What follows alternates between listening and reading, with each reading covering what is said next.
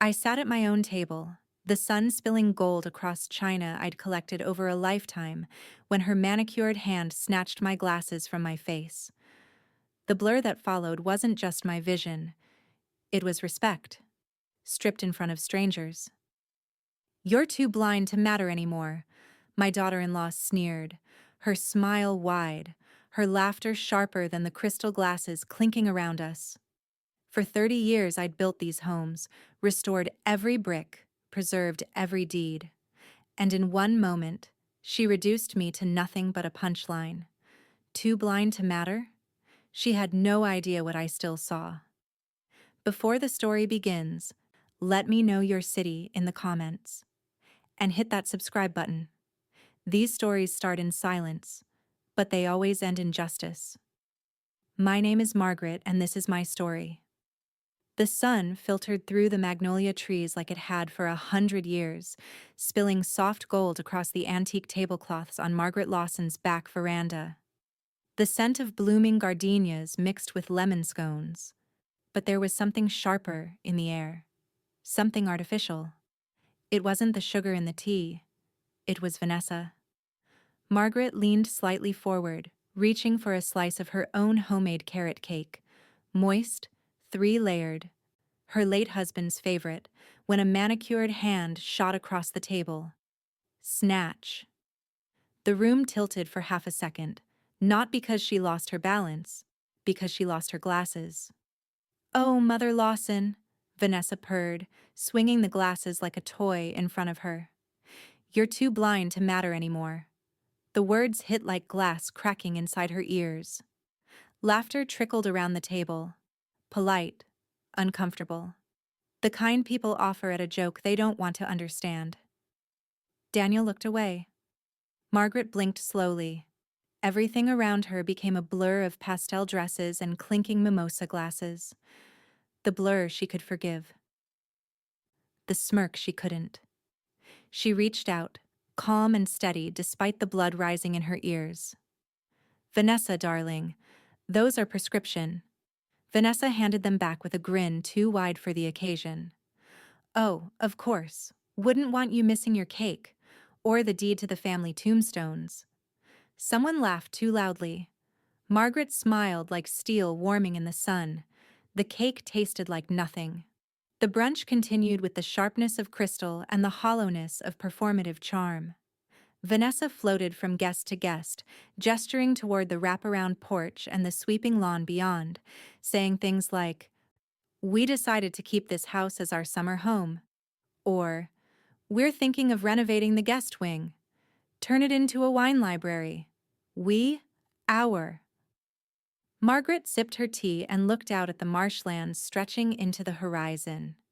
Her hand rested gently on the edge of the table, fingers tracing a hairline crack in the wood, just like the ones spidering across her patience.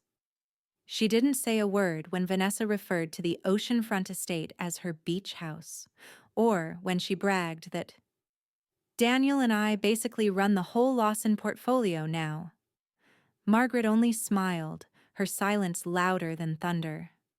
By the time the guests filtered out, smiling, kissing cheeks, complimenting the floral arrangements, Vanessa had declared ownership over 5 properties Margaret had personally restored over 30 years. Daniel had said exactly 2 things to his mother. "Great turnout, huh?" And, "Vanessa really wanted to host this one." Margaret nodded politely, then disappeared up the stairs. Her bedroom door closed with the soft finality of a closing casket. She stood in front of the mirror, removing her glasses and wiping a single smudge with the hem of her sleeve. Then she turned toward the armoire. Behind the panel of cherry wood, exactly 6 steps from the bed, 3 from the window, she pressed the tiny brass key into the hidden lock. The click was familiar. So was the silence that followed. Inside, velvet-lined shelves, temperature-controlled drawers, and a narrow steel box marked "Private," "Deeds and Trusts." Her hands didn't shake. Not anymore. She pulled the box out slowly, like it weighed more than paper. In a way, it did. Each folder inside was a piece of her legacy, her husband's signatures, her father-in-law's signatures, even her great-aunt's crumbling deeds from the 1800s. All of them had one thing in common. Vanessa's name was nowhere in sight. But Margaret wasn't here just to confirm what she already knew. She was here to remember what everyone else had forgotten. As she flipped through the documents, one thin page caught her eye. An original clause written in her husband's handwriting, one she hadn't thought about in over a decade. Her lips parted slightly. Revocation rights. She looked up from the page, her reflection catching in the glass panel of the cabinet. A woman with lines around her mouth and fire behind her eyes stared back. There was no blur now, only clarity. Downstairs, the echo of Vanessa's laughter still lingered faintly. Margaret closed the box, locked it, and stepped back into her soft slippers. She walked to her writing desk, opened her address book, and ran her finger down a list of names until she reached one. Henry Carter. The line under his name read, estate attorney, confidential, loyal. She picked up the phone, then paused. She didn't smile. She simply said, tomorrow, first thing.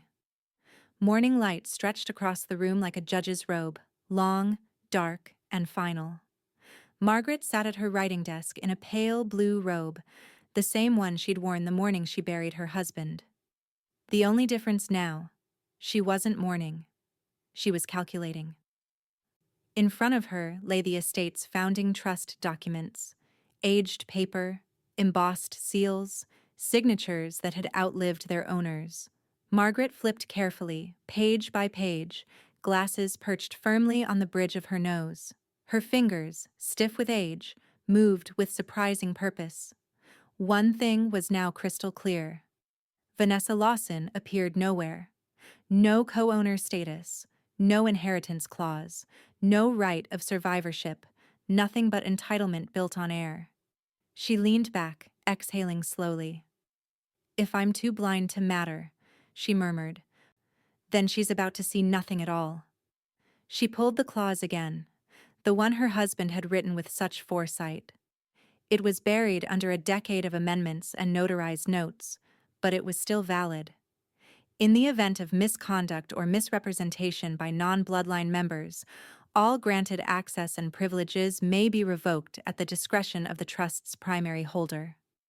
Misrepresentation. Vanessa had claimed the homes as hers, flaunted them, lied without blinking.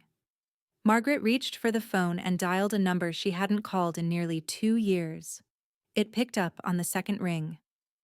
Henry Carter, came the familiar gravel-lined voice. It's Margaret Lawson, she said evenly. I'm invoking the grandfather clause. There was a pause on the line, the kind only old allies know how to interpret. Well, Henry finally said, that's a line I haven't heard in a while. She's publicly claiming ownership, Margaret continued. We both know she's entitled to nothing. She has no legal footing, Henry agreed. The trust is airtight. We structured it that way on purpose. You and Daniel are sole beneficiaries. Her access is discretionary. Then it's time to remind her, Margaret said. Henry didn't ask for details. He knew her tone, calm, composed, and cold as the marble steps at City Hall. I'll prepare the paperwork, he said, quietly. Margaret spent the rest of the day in her study. She didn't rage, she didn't cry. She simply worked. She printed copies of property deeds, cross-checked security access logs, created a list of keys, codes, and passcards she'd issued over the years. She noted who had access to what, and where the locks would need changing. It wasn't revenge, it was housekeeping. And Vanessa? Vanessa was busy online. Margaret's iPad pinged with a notification from a mutual acquaintance's Instagram story. Margaret tapped it open, expecting brunch photos. Instead, she found Vanessa posing in front of the oceanfront villa, windswept hair, designer sunglasses, and that same practiced smile, like a woman who believed her own performance. The caption read, Love my beach house life. Lawson legacy. Kat, wifey wins. Margaret didn't flinch. She didn't even blink. Instead, she reached into her desk drawer, pulled out a thick leather-bound planner, and opened to a blank page. She wrote 2 words in capital letters. Phase 1. And under it, with surgical precision, call Henry. Done print property deeds. Done inventory key access. Done code audit. Pending access revocation. Soon she clicked the pen closed. No fury, just silence and structure. Outside, the hydrangeas bent in the breeze. Inside, the house grew colder, not from temperature, but from purpose. It had begun. The pen made no sound on paper, but Margaret felt every word as if it were carved into stone. While Vanessa posed barefoot on the beach, champagne in hand, hashtags spilling like pearls from her manicured fingers, Margaret signed. The sunlight poured through her study windows warm and golden, but the air inside felt still, reverent, like a courtroom just before sentencing. Across from her, Henry Carter adjusted his glasses and laid out the final amendment documents with the precision of a man used to building empires and quietly dismantling them. This language ensures she has no further legal access, physical or fiduciary, he said, tapping a paragraph with his gold pen. She can't claim residence, can't host guests, and, most importantly, can't touch a cent of maintenance funding tied to the properties. Margaret nodded once, then lowered her glasses and scanned the paragraph herself. I don't want her embarrassed, she said. Henry paused. You don't? No, Margaret said, lifting her pen. I want her irrelevant. She signed. Smooth, unhurried strokes, the way a queen might sign the end of a treaty that never favored the enemy to begin with. Later that afternoon, she walked the halls of the Charleston estate alone, her fingers trailing the mahogany wainscoting. Every corner of the house had a memory. Daniel's first steps in the front hall, her husband's voice echoing from the music room, the scent of cedar from the coat closet where she used to hide Christmas gifts. Now it would all be protected, from outsiders, from illusion, from Vanessa. That evening, Henry emailed a private document summary titled, Trust Access Revocation, Executed and Binding. He added a final note beneath it. Smart lock system upgrades approved. Property managers informed. Phase 1, complete. Margaret replied with just 2 words, proceed quietly. Her phone rang later that night. Daniel. She let it ring 4 times before answering. Hey, Mom. Daniel.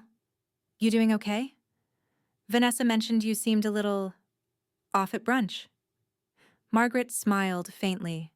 Did she? She said you were quiet. Not like yourself.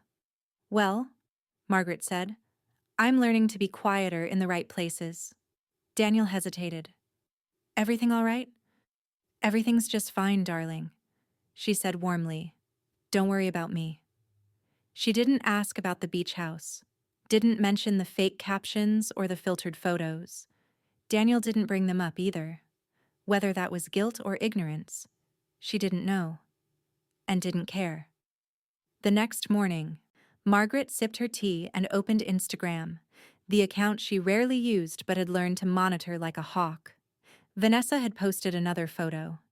This time, it was the library room in the lake house, the one with the antique French ladder Margaret had imported herself in the 80s. Vanessa leaned against the bookshelf, all soft lighting and styled curls. Caption: So lucky to call this mine. Lake house, luxury, Schwarz family empire. Margaret tapped the photo once, zooming in on the corner of the frame where the original deed still hung, her name, etched in gold leaf, just barely visible. She chuckled softly, not bitter, just amazed. 2 days later, Henry came by in person. I've reviewed every clause, he said, setting down the thick file. Everything's locked. The access cards are null. The smart systems will finish updating by next Friday. Margaret looked up from her tea. So she has... What? Henry met her eyes. 2 weeks. He paused. Then she'll have nothing. Margaret nodded slowly, eyes still calm. Good. That gives her time to take one last photo. She stood, walked to the fireplace, and adjusted a framed photo of her and Daniel, taken the day the Charleston estate was declared a historic landmark. He always looked better in that house than she did, she said softly. The jasmine smelled too sweet, like perfume hiding something rotten underneath. Margaret stood beneath the shade of a crepe myrtle, porcelain teacup in hand, as laughter fluttered across her lawn. The same lawn she had walked barefoot on in the 1960s, pregnant with Daniel, building a life. Now it was littered with pastel heels, shrimp cocktail trays, and the sugary clang of false pride. Vanessa's voice rose above the string quartet like a bell no one asked to ring. To the next generation of Lawsons, she called out, glass raised high. And to the legacy we're so proud to carry forward. Applause, cameras, sparkling rosé. Margaret sipped her tea, her lips barely curving. The garden was a staged fantasy. Mismatched chairs rented from a boutique vendor, fresh-cut hydrangeas flown in from Savannah, and servers dressed like Gatsby extras. Vanessa had spared no expense, but every dollar came from Daniel's accounts, which were still funded, in part, by Margaret's trust. Vanessa floated through the crowd in a blush-colored dress, greeting guests like royalty. We've been renovating the back parlor, she told one woman, thinking of turning it into a cigar lounge, just for Daniel. Another guest asked, Oh, so this is your primary residence now? Vanessa gave a knowing laugh. Well, we move between the estates. Charleston's our anchor. But the beach house is my heart. Across the lawn, Margaret caught the exchange and noticed the woman's glance shift toward her. A brief flicker of doubt. A question, unspoken. Margaret didn't move. She simply tilted her head ever so slightly, as if to say, Ask me. I dare you. The woman looked away. Henry Carter stood near the stone fountain, dressed in a simple gray suit, sipping sparkling water. His presence wasn't official, but his eyes missed nothing. When Vanessa approached him, she did it with the grin of someone who assumes power works like perfume. Spray it often enough, and people believe it's real. Henry, so glad you could make it, she cooed. You've worked with the family for decades, haven't you? He gave a polite smile. Since your husband was in short pants? Well, then you know how special this home is to us, she said, gesturing broadly. We're planning to keep it in the family forever. Henry raised a brow.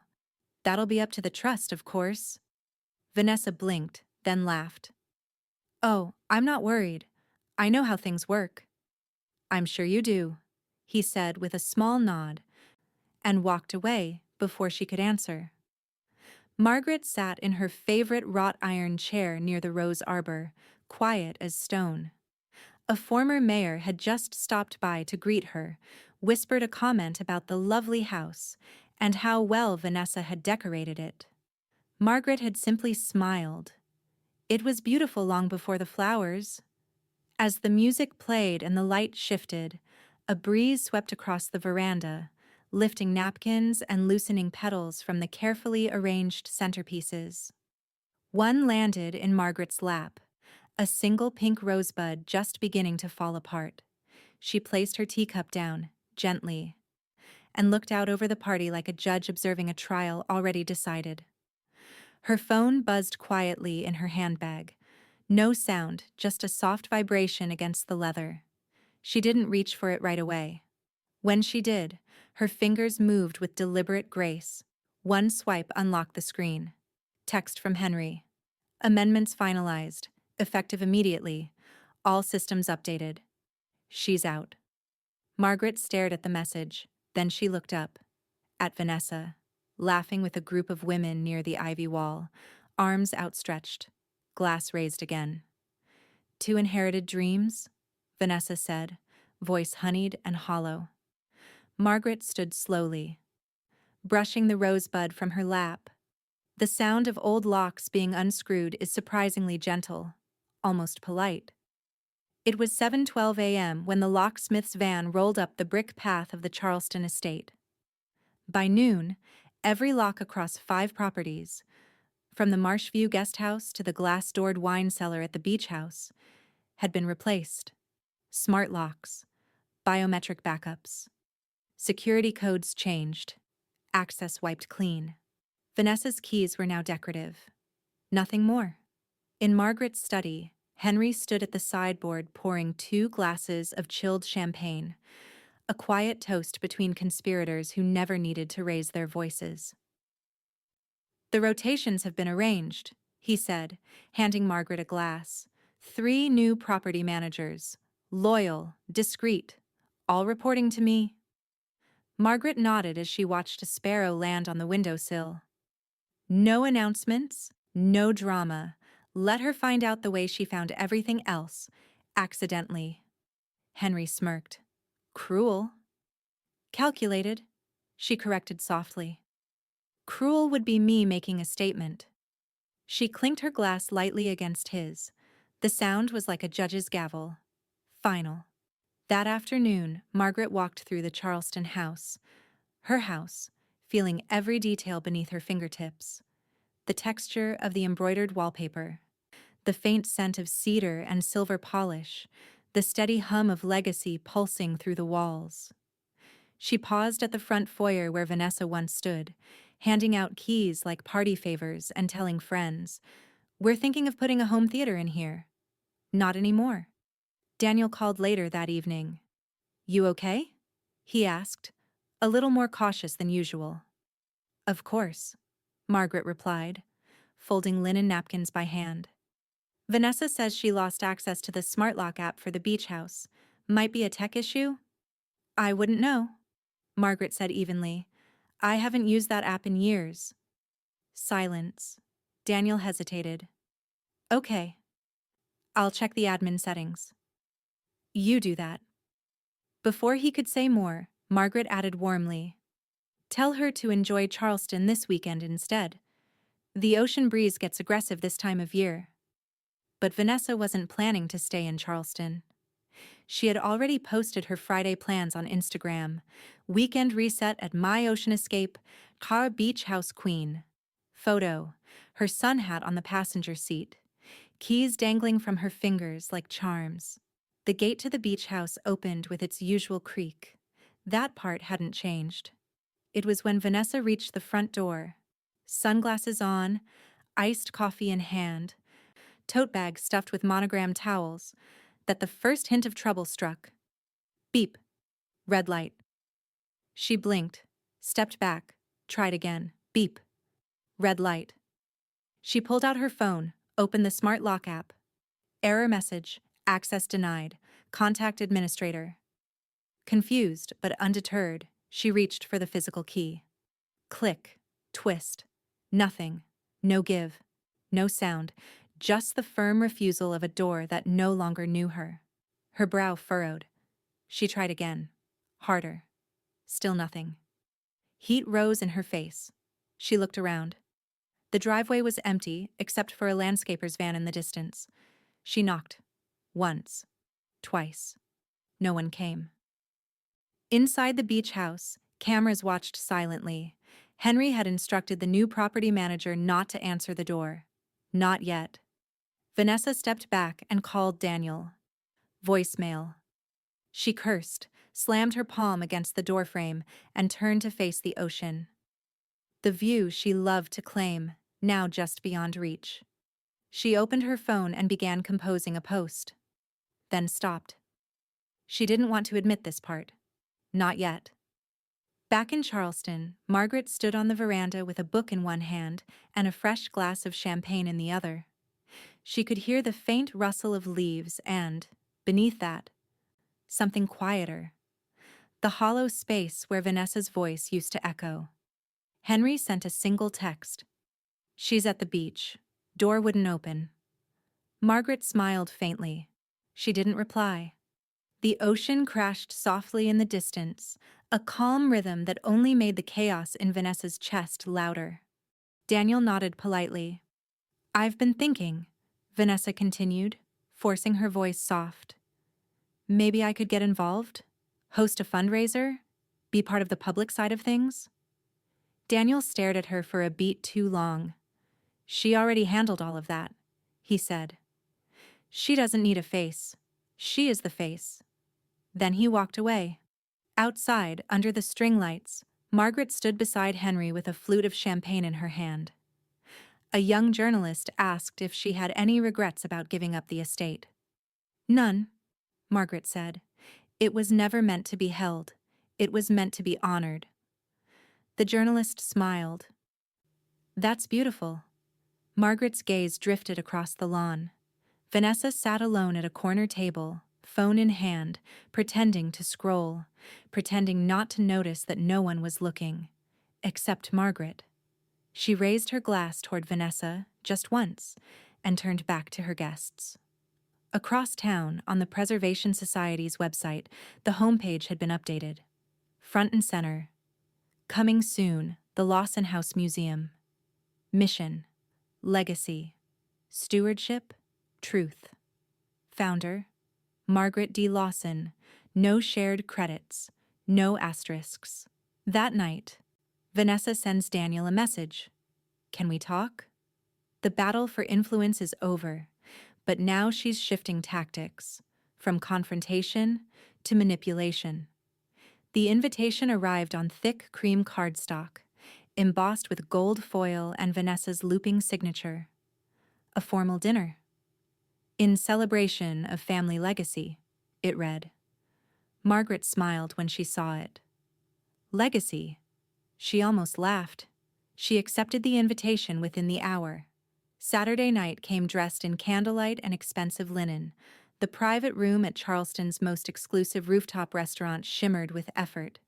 Centerpieces of white orchids, strings playing soft jazz, and a custom menu featuring Lawson family favorites, most of which Vanessa had never cooked in her life. Guests trickled in slowly. Old family friends, board members, socialites. The kind who showed up more for headlines than heritage. Vanessa greeted each one with air kisses and tight smiles. Then Margaret arrived. She entered in a deep plum evening coat and pearl earrings, hair swept into a low chignon. She needed no introduction. People stood before they realized they were doing it. "Margaret," someone whispered, "you look magnificent." Vanessa turned, her smile faltering. "Mother Lawson," she said, stepping forward with a smile that didn't reach her eyes. "I'm so glad you could join us." Margaret handed off her coat and simply said, "You invited me? I thought it would be rude not to accept." The dinner began with polite toasts. Daniel sat 2 seats away from Margaret, but his eyes rarely left her. Vanessa perched at the head of the table like a show dog waiting for a ribbon. She gave her speech, all about tradition and marrying into purpose.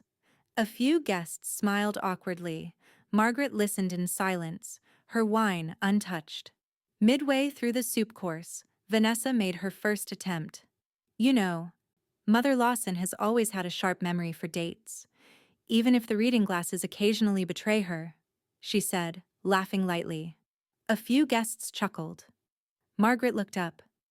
"And yet I still remember the day I removed you from the security system." Silence. One guest dropped a spoon. Another reached for more wine. Vanessa recovered with a smile, but it cracked at the edges. "Well, I suppose we all manage legacy differently." Margaret raised an eyebrow. "Some of us manage it. Others just pose in front of it." Laughter this time, real, quick, uncomfortable. As the meal moved on, so did the energy. Subtle shifts. Guests turned toward Margaret more often, asking her about preservation work, museum progress, the new scholarship fund for local students. She answered thoughtfully, with warmth and quiet command. Vanessa refilled her own wine. Twice. By dessert, she was talking too quickly, reaching for punchlines that didn't land, name-dropping people no one at the table respected. Margaret stood before the coffee was poured. "Leaving already?" Vanessa asked, too loud. Margaret placed her napkin gently on the table. "I don't stay past the third course when the meal is performative." Then she turned, nodded to a few guests, and walked out.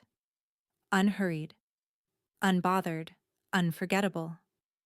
Later that night, after the guests had scattered and the flower arrangements had wilted in their vases, Vanessa sat alone in the empty dining room, heels off, glass in hand. She opened her phone, stared at a blank email, then typed, "Subject. Tonight.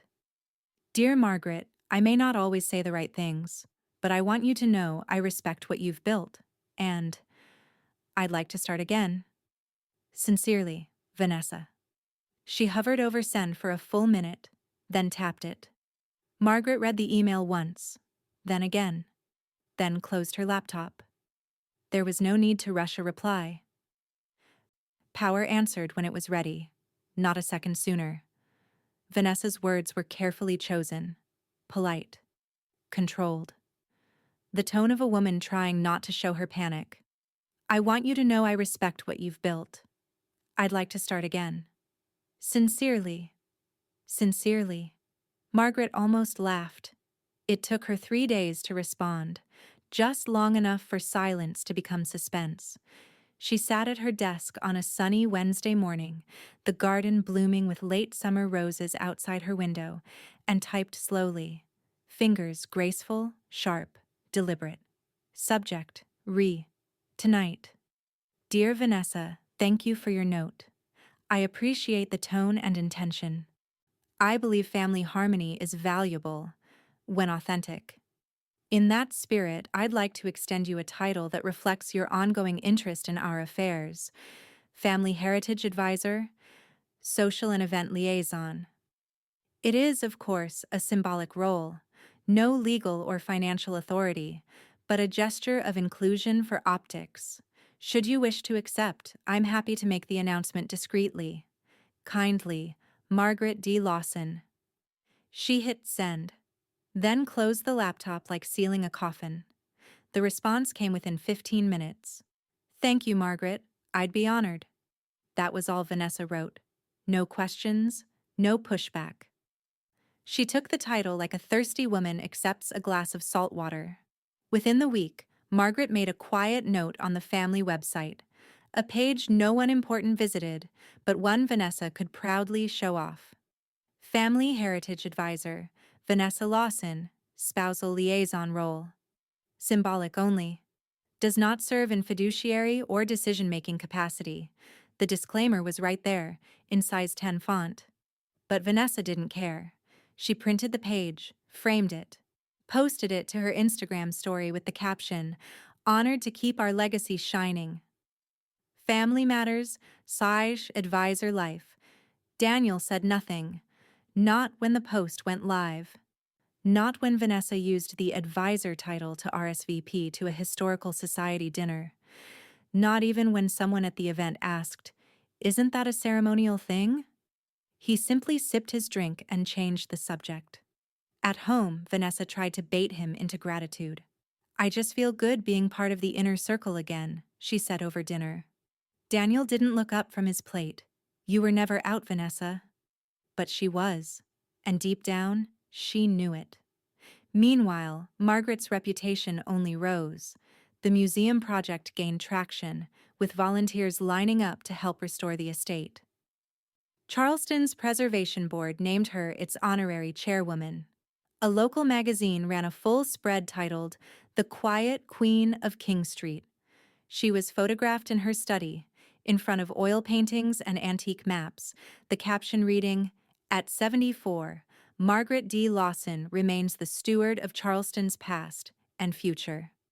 Vanessa wasn't mentioned. One afternoon, Henry arrived with 2 cappuccinos and a worn leather binder tucked under his arm.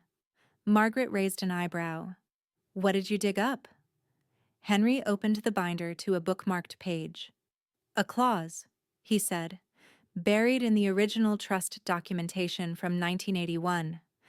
Your father-in-law added it before his death." Most people wouldn't think it still holds, but it does. He tapped the page.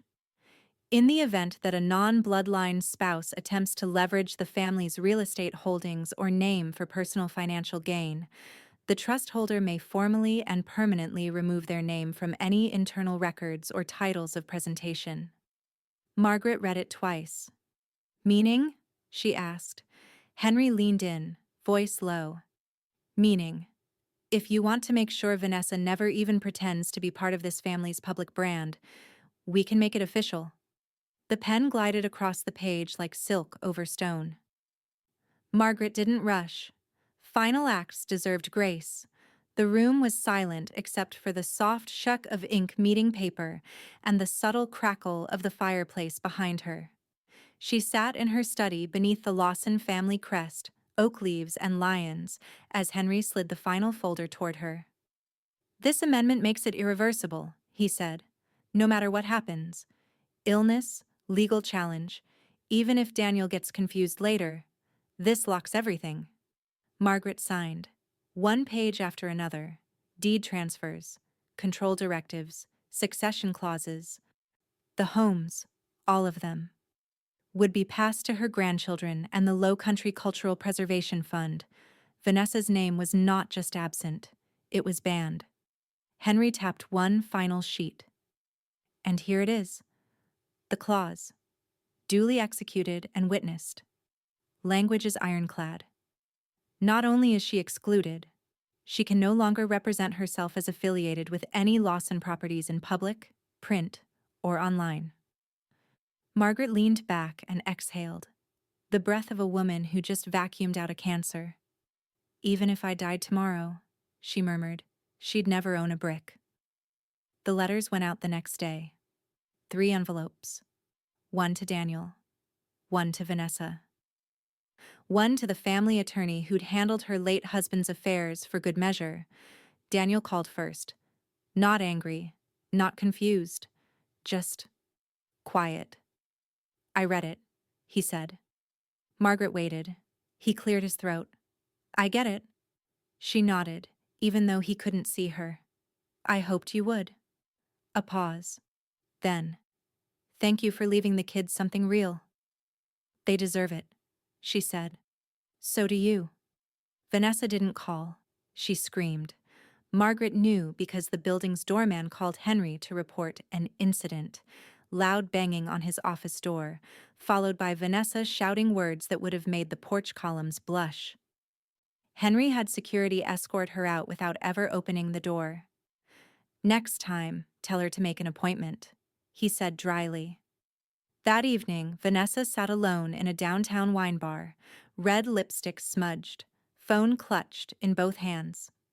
She scrolled through the trust amendment again, zooming in on the paragraph that haunted her. Under no circumstance shall the individual known as Vanessa Marie Lawson claim or appear to represent Lawson property, heritage, or brand. It was more than a rejection. It was erasure. Everything she had built her image on, every caption, every event, every borrowed room with natural light, gone. But Vanessa didn't cry, not in public, not yet. Instead, she opened a new browser tab and began Googling Private Investors Real Estate Charleston. Buy into historic property holdings discreetly. Cultural trust partnerships with spousal equity. There had to be a back door, a shadow route, someone rich and well-connected who wanted access to what the Lawsons still owned. If she couldn't inherit it, she'd buy her way back in, one way or another. Back at the Charleston estate, Margaret stood by the window, looking out over the garden. The same one Vanessa once staged influencer shoots in, pretending she was queen of a kingdom she never ruled. Now, it was quiet. Real. Hers. The front gate buzzed. A delivery. Fresh prints of the museum blueprints. Margaret opened the envelope and spread them across the kitchen table. She didn't need revenge anymore. She had continuity. Across town, Vanessa closes her laptop and dials a number she shouldn't. Hi. I saw your portfolio. I'm interested in... Influence.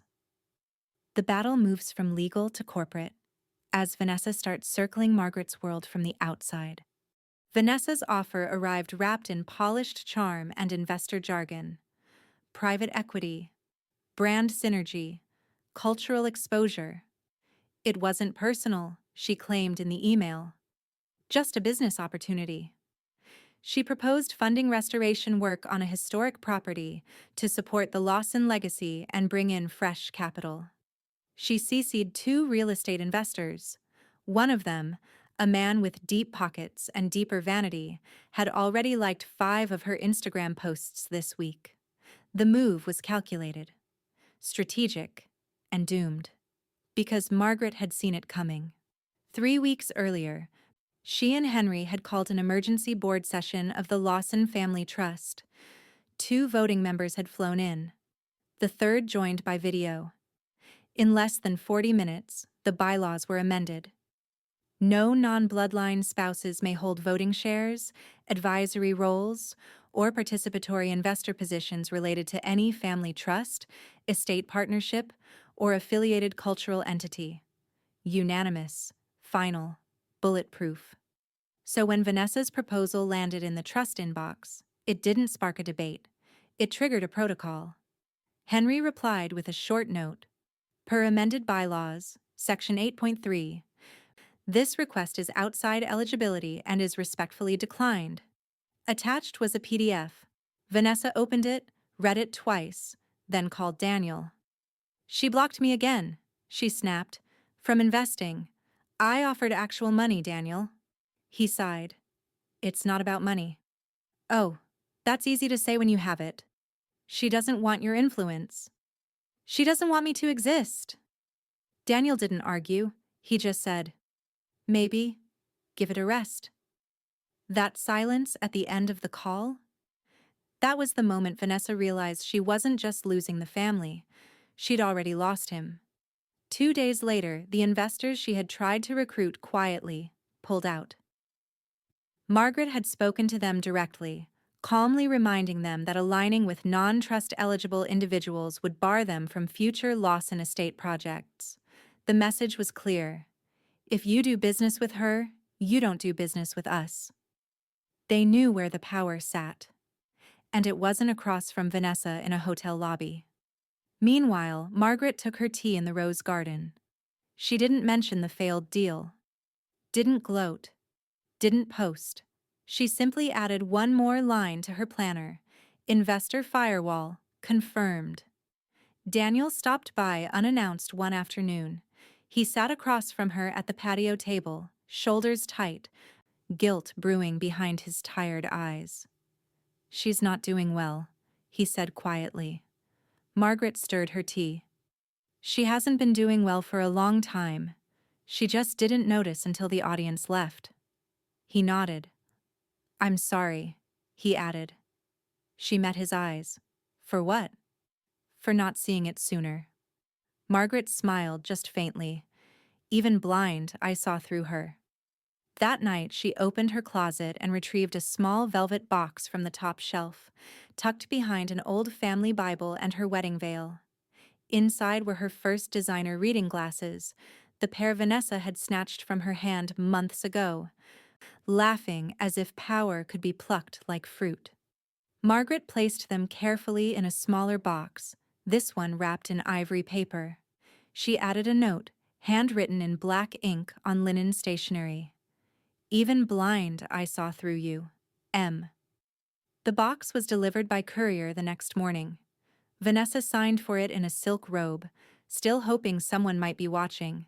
She opened it slowly, unsure what to expect. Then froze. The glasses sat neatly inside, still intact. The note was folded on top, weighted like a final verdict.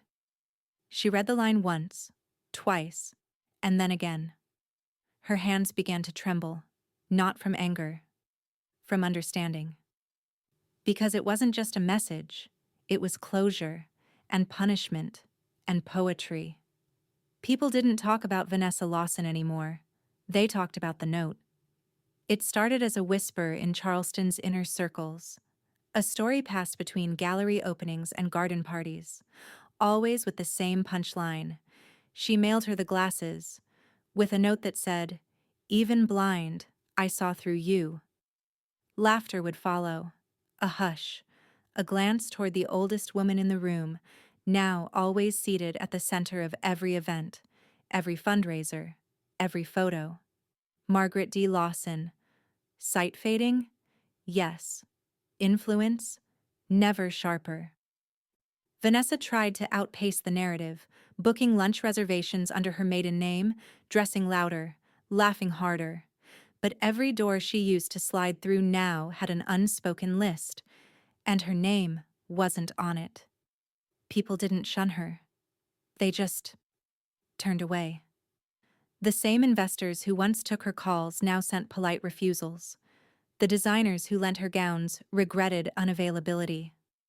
Socialite friends liked her posts but never invited her back. She clung to what was left, filtered selfies, sunlit throwbacks of houses she no longer had access to. Her captions grew more desperate. Some people build legacies. Some people are the legacy. Still standing. Family first. The likes dwindled. So did the illusion. Meanwhile, Margaret walked without effort into every room Vanessa used to manufacture her way into. At a recent Cultural Council gala, a younger woman stopped her near the bar.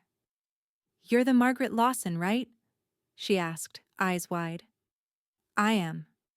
"Did you really send the glasses?" Margaret tilted her head. "Would it matter if I didn't?" The woman laughed. "It's better than any Netflix script I've seen."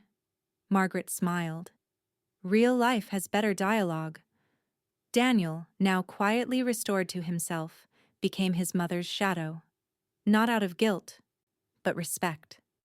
He accompanied her to board meetings, read contracts aloud when her vision blurred, and signed off on every decision she no longer needed to make. One day, while reviewing museum renderings, he paused. "You knew she'd try to fake her way back in, didn't you?" "I counted on it," Margaret replied. He looked at her. "You don't feel bad?" She didn't answer right away. Instead, she reached for her teacup, her fingers finding the handle perfectly despite not quite seeing it. "Guilt is for those who regret," she said. "I don't." Back in her hotel suite, no longer the penthouse, just a suite, Vanessa watched it all unfold online. Margaret speaking on cultural panels. Margaret leading preservation initiatives. Margaret featured on local morning shows as Charleston's Crown. But it was a particular campaign that broke something in her. An Argent-style luxury brand had launched a new legacy collection of eyewear. And the face of the campaign? Margaret. The ad was minimalist. Margaret seated in her garden, wearing a pair of custom gold-accented frames. No smile. Just calm power and half-shadowed elegance. Tagline beneath, "Vision isn't always about sight." It went viral. Young women shared it with captions like "My villain origin story, but make it legendary." Podcasts covered it. Even national outlets picked it up. The note, "Even blind, I saw through you," was now screen-printed on coffee mugs. Vanessa clicked through the campaign photos until her thumb hurt. She shut her laptop and looked around her room, full of things she'd bought to project importance. Not one of them opened a door anymore. Not one of them mattered. She picked up her phone and typed out a message to Daniel. "Can we talk?" Then deleted it. At the museum opening that weekend, Margaret stood before a ribbon. Children from Charleston's public schools gathered behind her, holding brochures. The mayor handed her a pair of golden scissors. Before she cut, he said, "Your name is already in the bricks. Now it's in the city's blood." Margaret lifted the scissors. "I never needed to own everything," she said. "Just what mattered." Snip. Applause. Flashbulbs. Legacy. Charleston breathed like it remembered her. Margaret walked slowly through King Street under soft morning light, her cane tapping gently on cobblestones worn smooth by time and footsteps. The air carried the scent of sea salt and magnolia.